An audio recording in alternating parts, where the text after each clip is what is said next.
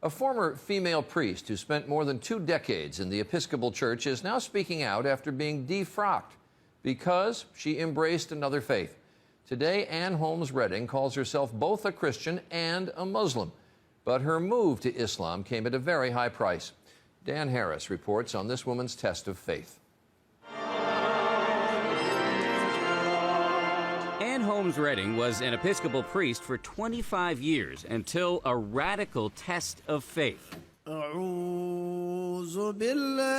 Several years ago, while she was mourning the death of her mother, she was trying out an Islamic meditation technique that she'd learned in an interfaith class.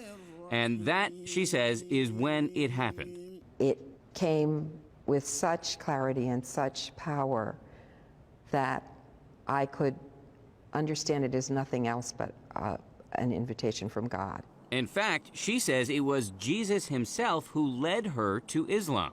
You think Jesus led you to become a Muslim? Yes. Yes. You're laughing. Because I know it doesn't make sense to people. Now, Redding not only prays in church, but she also prays 5 times a day to Allah. In Islam, Jesus is viewed as a prophet. Yes. Not as the Son of God. Yes, you're right. So yours is a radical rethink of the Christian scriptures, a rethink that a lot of people would call heretical. Yes, and do. Loudly. This spring, the Episcopal Church revoked Redding's right to be a priest. Being defrocked, I would imagine, was a pretty traumatic experience. Yes, that's an understatement.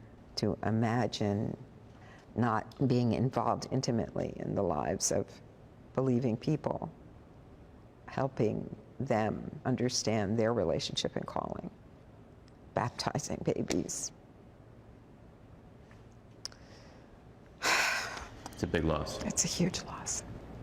Redding admits she still struggles to explain her transformation, even to herself. I am the one who's going to have to answer for this. I'm the one who's going to have to answer for what I've done with my life. And do you feel confident about that moment?